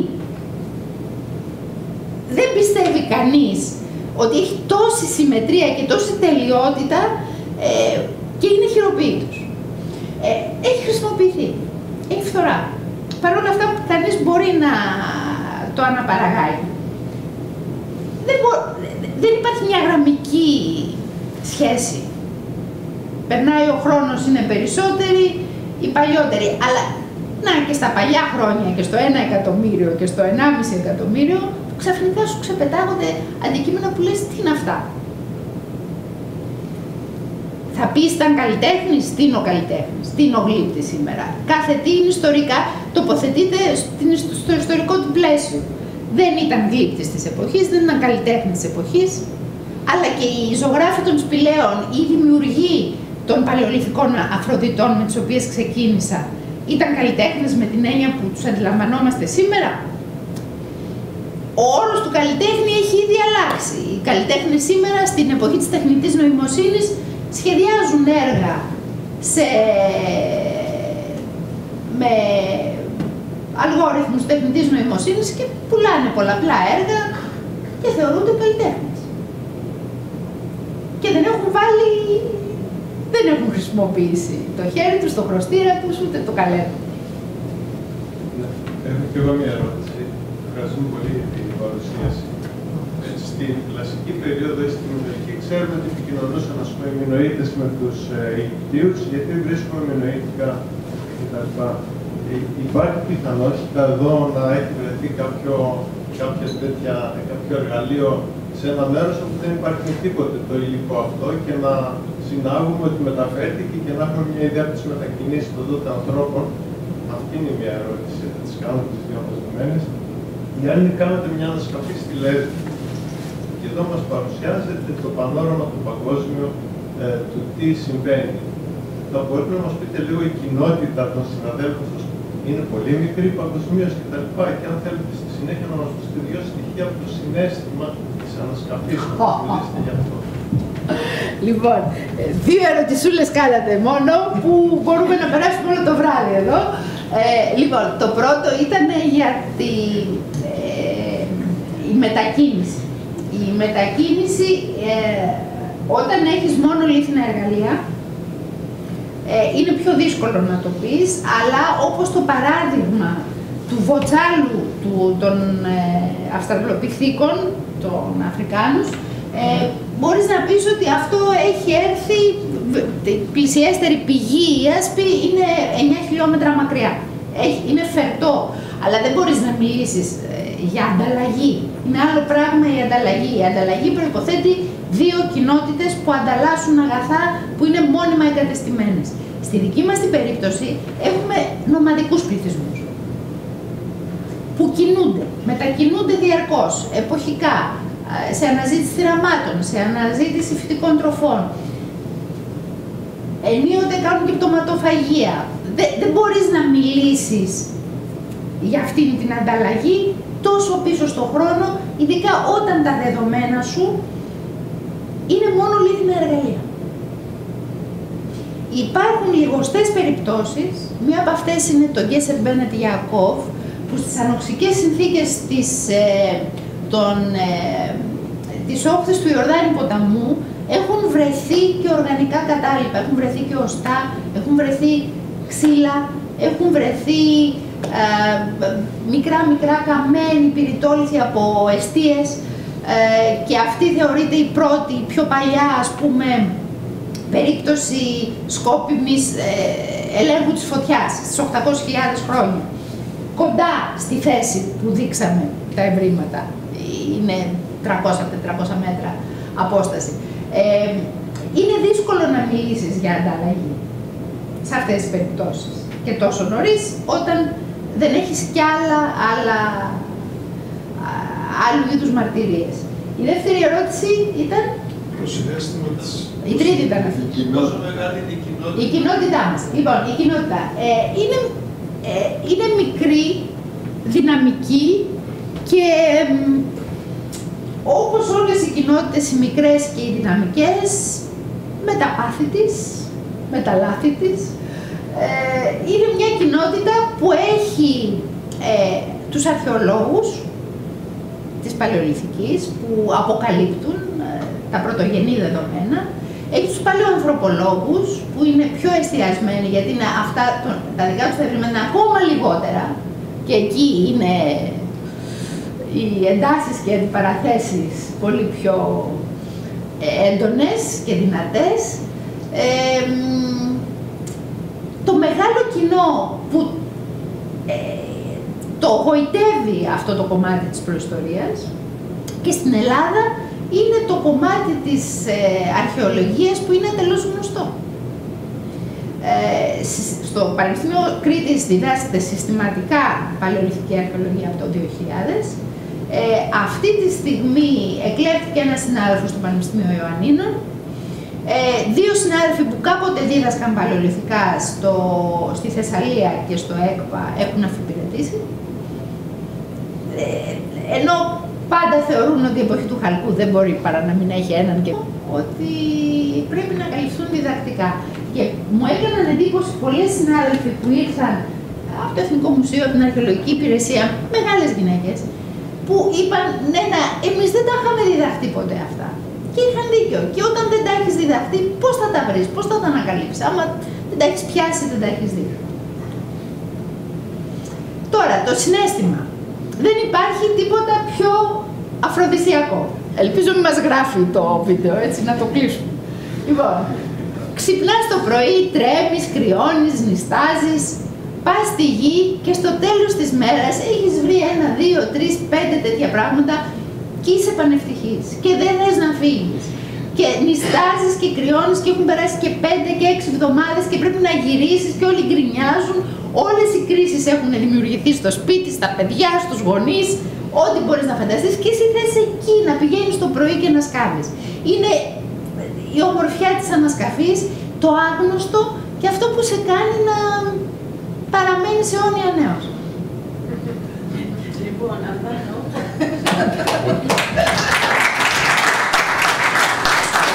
Όταν αρχίσουν οι συχνές επισκέψεις στους γιατρούς, πάβει. Δεν τελειώσαμε ακόμα. Το μόνιμο Δευτέρο είναι μέχρι την εξάντληση του κοινού ή του ομιλητή. Λοιπόν, ο ομιλητής από ό,τι φαίνεται είναι ανεξάντλητος. Είμαι η ομιλήτρια, είναι ανεξάντλητη. Παρόλο που δεν κάνει ένα σκαφί τώρα. Δεν ξέρω αν έχετε... Να κάνω μια γρήγορη ερώτηση. Ποιο είναι το πιο παλιό αντικείμενο που έχει βρεθεί στην Κρήτη? Πού το βρήκατε και αν μπορείτε να μας πείτε την χρονολογία? Η παλαιολιθική Κρήτη είναι ένα αντικείμενο που έχει προκαλέσει μεγάλες συζητήσεις και για το οποίο αντικείμενο δεν υπάρχει συμφωνία των ειδικών. Πρότειναν πριν μερικά χρόνια οι Αμερικάνοι ότι τα παλιότερα ευρήματα βρίσκονται στον Πλακιά και τα εντόπισαν μπροστά στα πρανή σπηλαίων της κοιλάδας που βγαίνει στον Πλακιά. Χρονολόγησαν τις ποτάμιες αναβαθμίδες, τις οποίες τα εντόπισαν, και επειδή οι ποτάμιες αναβαθμίδες είναι της μέσης πλειστοκαίνου εποχής, δηλαδή ξεκινούν περίπου πριν από 800.000 χρόνια και φτάνουν μέχρι τις 130.000 χρόνια, είπαν ότι τα παλαιότερα αντικείμενα, οι παλαιολιθικοί, οι πρώτοι κάτοικοι της Κρήτης, έφτασαν στη Νότια Κρήτη και έχουν ηλικία, στην αρχή είπαν 800, μετά το έκαναν 500, μετά το έκαναν 400, υπήρχε ένα... γιατί ήταν στο διάνυσμα της ηλικίας των ποτάμιων αναβαθμίδων στις οποίες τα βρήκαν. Στο ερώτημα, γιατί στις μεγάλες ανακαλύψεις χρειάζονται και βαριά δεδομένα. Πόσα προέρχονται μέσα από τις αναβαθμίδες και πόσα από την επιφάνειά τους, αυτά που προέρχονται μέσα από τις αναβαθμίδες είναι 3-4. Αυτή ήταν η απάντηση. Και αυτά αμφιβόλου τυπολογίας. Επομένως, ενώ έχει γίνει πολλή συζήτηση και για τον Πλακιά και για κάποια αντικείμενα στο Μόχλο και για κάποια αντικείμενα στη χώρα Σφακίων, στις Σάρες που κατεβαίνουν στο Λιμπικό, δεν υπάρχει αυτή τη στιγμή συμφωνία, ειδικά των ειδικών της παλαιολιθικής, διότι συνέβη και όλα αυτά να τα βρίσκουν άνθρωποι που δεν είναι ειδικοί στα παλαιολιθικά. Η παλαιολιθική κοινότητα έχει εκδηλώσει μεγάλο σκεπτικισμό για το αν πραγματικά είναι τόσο παλιά και αν αυτά τα αντικείμενα που έχουν βρεθεί είναι δημιουργήματα των Homo erectus. Η δική μου η άποψη δεν αμφισβητεί. Κάποιοι έχουν φτάσει στο ακραίο σημείο να αμφισβητήσουν το αν είναι τέχνεργα, δηλαδή αν είναι σκόπιμα δημιουργήματα από ανθρώπους που επεμβαίνουν στην ύλη για να φτιάξουν εργαλείο. Εγώ δεν αμφισβητώ ότι πολλά από αυτά είναι πραγματικά λαξευμένα, είναι δουλεμένα. Δεν θεωρώ όμως επαρκής τις αποδείξεις που έχουν έρθει και συνοδεύουν τις πολύ παλιές ηλικίες. Θα μπορούσαν να είναι τέχνεργα που είναι 50.000, 100.000, 200.000. Δεν έχουμε αυτή τη στιγμή επαρκείς αποδείξεις που να τεκμηριώνουν ότι προγονικά μας ήδη έφταναν εδώ. Η Homo sapiens είναι ένα παναφρικανικό είδος, ήταν στη Βόρεια Αφρική ήδη στις 300.000 χρόνια. Θα μπορούσαν να έχουν έρθει Homo sapiens και στην Κρήτη. Εγώ πιστεύω ότι ήρθαν. Όμως, αυτό το πιστεύω. Δεν μπορώ να το γράψω και να το αποδείξω. Πρέπει να βρω θέση, να φέρω χρονολογίες, να φέρω αντικείμενα και να πείσω την κοινότητα. Αυτό είναι το state of affairs στην παλαιολιθική Κρήτη. Και κάτι άλλο γρήγορο. Στο βαθύ λαγκάδι στη Λέσβο, τι σας οδήγησε εκεί να κάνετε ανασκαφή? Λοιπόν, τι είδατε δηλαδή επιφανειακά? Ωραία. Η θέση που σκάβουμε χρόνια είναι τα αεροδαφνίδια. Το βαθύ λαγκάδι είναι μια θέση κοντά στα αεροδαφνίδια. Γιατί τόσα χρόνια δεν σκάβουμε μόνο, έχουμε κάνει και επιφανειακή έρευνα και έχουμε ανοίξει και 45 ορίγματα βαθιά για να εντοπίσουμε τη γεωμετρία, τη γεωλογία της ευρύτερης περιοχής. Τη θέση αυτή δεν την ανακάλυψα εγώ. Με πήγαν εκεί 2 γιατροί που την είχαν ανακαλύψει πηγαίνοντας να αποτυπώσουν ένα νερόμυλο του 19ου αιώνα. Το χωράφι ήταν οργωμένο και στην επιφάνεια εντόπισαν εργαλεία. Έκαναν μια προκαταρκτική δημοσίευση, τη δημοσίευσαν στο Αρχαιολογία και Τέχνες, η κοινότητα των ειδικών το αγνόησε και μετά από 10 χρόνια, όταν έψαχνα να βρω σε ποιο νησί θα κάνω, πού, τι και πώς, έπεσα σε αυτό το δημοσίευμα. Και ήρθα σε επικοινωνία με τον ένα από τους γιατρούς, ο οποίος με μεγάλη χαρά με πήγε και μου το έδειξε. Άλλο σημείο είχαν βρει οι γιατροί, σε άλλο σημείο σκάβουμε εμείς. Αλλά ήταν αποτέλεσμα αρχαιοδυφικής δραστηριότητας και καλής επικοινωνίας, γιατί πάλευαν, είχαν πάει τα ευρήματα στο Αρχαιολογικό Μουσείο της Μυτιλήνης και τους είχαν πει τι είναι αυτά. Και ήταν πολύ θυμωμένοι, γιατί εκείνοι τα αναγνώριζαν και δεν τα αναγνώριζαν οι ειδικοί. Πέρασαν 10 χρόνια, είχαν μείνει στην αφάνεια. Μετά κάποιος τους αναγνώρισε και ήταν πανευτυχής.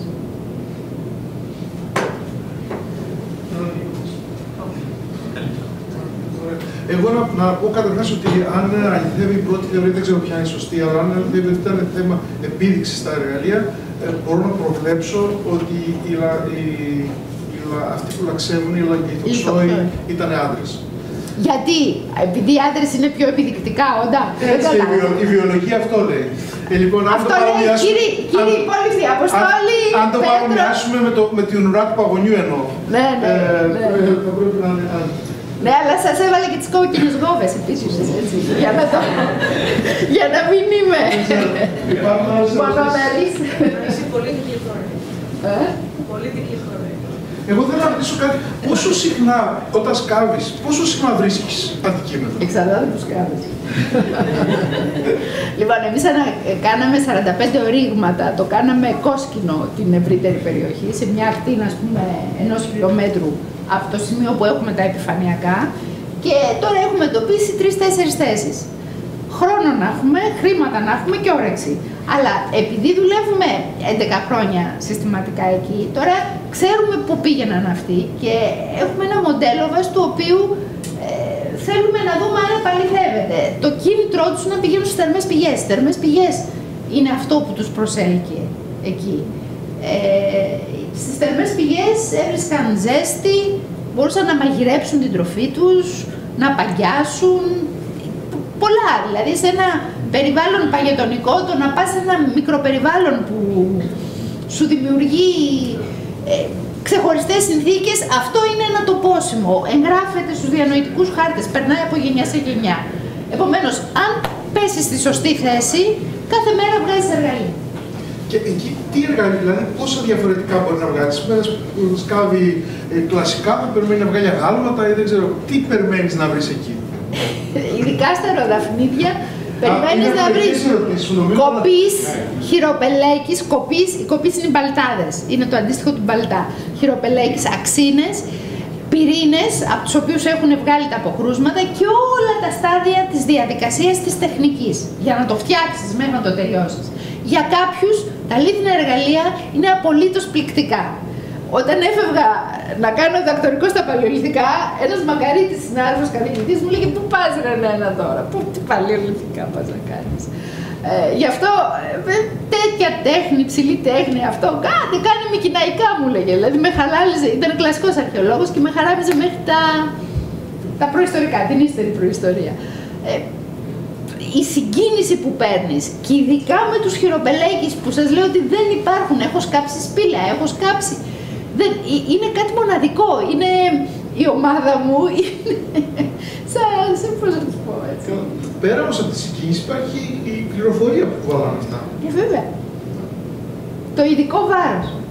Και το ξεχωριστό και το ωραίο είναι ότι είναι Πανεπιστήμιο Κρήτης που δουλεύει στη Λέσβο. Δηλαδή έχουμε σπάσει πολλά. Την έκθεση χρηματοδοτεί το Πανεπιστήμιο Κρήτης, Περιφέρεια Κρήτης. Ωραία. Άλλες ερωτήσεις έχουμε? Όχι, δεν χρειάζεται. Στις σφαίρες, στα σφαιροειδή που έλεγες, δεν άκουσα καθόλου την ιδέα τεχνή. Δεν αποκλείεται εντελώς αυτό. Βεβαίως, όχι, δεν αποκλείεται καθόλου. Γιατί και ζώα να σου δώσει κάτι σφαιρικό ωραίο, παίρνουν να ασχολούνται πάρα πολύ ωραία. Κάποιες από αυτές είναι φτιαγμένες. Γιατί έχουμε τα αρνητικά από τα αποκρούσματα. Κάποιες άλλες είναι φτιαγμένες όχι με απόκρουση, αλλά με λίανση. Είναι λιασμένες. Και κάποιες από αυτές δεν έχουν κανένα σημάδι χρήσης, ενώ κάποιες άλλες έχουν σημάδια χρήσης. Σαν κρουστήρες ή σαν κάτι άλλο. Δηλαδή έχουν αποκρούσματα που φαίνεται ότι έχουν χρησιμοποιηθεί. Είναι για μας ένα μυστήριο τα σφαιροειδή. Διότι δεν μπορείς, για αυτά που έχουν φτιαχτεί με απόκρουση, λες άντε είναι ένας πυρήνας από τον οποίο έχουν φύγει αποκρούσματα. Αλλά τι κάνουν εκεί, πώς τα χρησιμοποιούν, τα μαζεύουν, τα φέρνουν, τα τρίβουν με λίανση και τα προετοιμάζουν. Παίζει ρόλο και το μέγεθος τώρα. Παίζει ρόλο το μέγεθος και έχουμε ας πούμε στην Ουμπεντίγια έχουμε μεγάλες σφαιροειδή. Τα υπόλοιπα που εκθέτουμε είναι πιο λογικά. Είναι σαν μπαλάκια του τένις, σαν μπαλάκια του πινκ-πονγκ, πιο μεγάλα. Ένα τι υλικό είναι αυτά τα σφαιροειδή? Όλα, τα πάντα. Πυρητόλιθος, τόφος, ηφαιστειακός,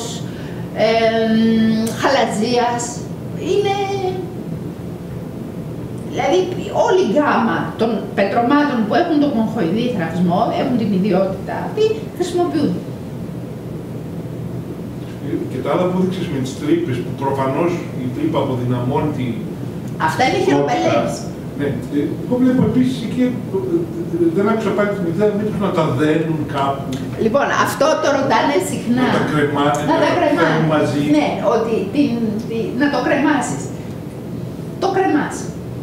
Το κρεμάς και το κουβαλάς. Συμφωνώ. Πολύ ωραία. Πέλεκης μπρελό. Περίμενε. Πέλεκης μπρελό. Το μπρελό κρατάει τα κλειδιά σου. Το μπέλεκι που δεν είναι τόσο κοφτερός και δυνατός και καλός. Εντάξει, πες ότι τον κρεμάς. Είναι πέλεκης εξαρτή. Είναι πέλεκης επίδειξης. Είναι ο πέλεκης μου. Μπορεί να μην, όταν το χρειαστώ να τεμαχίσω, μπορεί να μην είναι το καλύτερό μου εργαλείο, αλλά τον κρατάω, τον φέρω πάνω μου. Ισχύει αυτό, δεν είναι, δεν το... Δηλαδή είναι ένα σενάριο πολύ πιθανό. Αλλά είναι λιγοστή κι αυτή, έτσι. Απλώς όταν τον βρουν, θα, υπό προϋποθέσεις θα το δουλέψουν γύρω-γύρω, για να το αναδείξουν. Πάντως, σε μικρά μεγέθη είναι χρήσιμο αυτό, σε κάνει να το κουβαλάς εύκολα, να μην τι άλλο. Ναι. Μικρά. Έχουμε και μικρούς. Από τη Λέσβο έχουμε μια προθήκη με μικρογραφικούς τώρα. Αλλά χωρίς οπές ανάρτησης αυτή. Αυτή είναι η μικρογραφική. Αυτά είναι ή των παιδιών ή αυτά που κόβανε τα λαγουδάκια και τα μικρά τα σκιουράκια. Τα χρησιμοποιούσαν για μικρά πειράματα. Ωραία. Δεν ξέρω, έχουμε άλλη ερώτηση. Ευχαριστώ καταρχήν για την ομιλία, γιατί είμαι στην κατηγορία του Εβραίου Κοινού και πάρα πολύ την κατηγορία πληροφορία πώς ζούσαν πρώτοι άνθρωποι. Να πω ότι συμμερίζομαι την ιδέα σου, είναι πάρα πολύ πιστική αυτό για τα λέα του, οπότε και μεράκι που το ανέφερες, αλλά δεν έχω προσθέτει το μεράκι που και το μεράκι μου. Αυτό που με ενδιαφέρει, αν και δεν ξέρω αν υπάρχει απάντηση, βάζει σαν κριτήριο της ομορφιάς συμμετρία. Μια χαρά. Αλλά είπες και κάτι άλλο, εικαστικό και μπορούμε να το προσδιορίσουμε αυτό. το προσδιορίζετε με άλλο τρόπο, γιατί από τους 3 χειροπελέξεις με τις βλέπεις ότι έχετε διαφωνία με ένα και οι 3 μια χαρά συμμετρική. Και οι υπόλοιποι είναι συμμετρικοί. Κανείς έναν σε αυτόν τον άλλον. Όταν τους δεις από κοντά θα δεις ότι και οι άλλοι είναι σχεδόν συμμετρικοί. Αυτοί έχουν μια περίεργη κανονικότητα, πώς να το πω, δεν μπορώ να το πω. Είναι σαν να έχουν γίνει από μάστερ. Άλλο πίνακα βγάζει ο Ρούμπενς και άλλο πίνακα βγάζει ο παραγιός του. Είναι σαν να έχουν γίνει, δηλαδή βλέπεις το ταλέντο. Και το μεράκι αλλά και το ταλέντο. Εγώ νομίζω ότι είναι ταλέντο, ότι είναι αυτή το χάρισμα που έχει ο καλλιτέχνης. Που το λέμε σήμερα καλλιτέχνη, τότε δεν ήταν καλλιτέχνης. Με την έννοια, την καλλιτεχνική, με τους όρους του 2023, έτσι. Μιλάω πάντα με τους δικούς μας όρους. Αλλά και ο ίδιος ο καλλιτέχνης σήμερα έχει αλλάξει. Ποιος είναι καλλιτέχνης? Η Tracy Emin είναι καλλιτέχνης. Αυτός που κάνει τις μορφές, δεν τις έχω, κάνει και τις μορφές στην Artificial Intelligence και τις βγάζει στο Instagram και γίνονται ανάρπαστες και πουλούνται κάτι τοπία, κάτι ζευγάρια, κάτι αυτά που είναι όλο AI, που είναι ο Πίτερ Γιώνας λέγεται, έχει εκατομμυριούχους. Δεν μένει λοιπόν παραπάνω να δούμε την έκθεση. Λοιπόν, και να πείτε ότι είστε μέλη του Πανεπιστημίου Κρήτης. Ευχαριστούμε πολύ την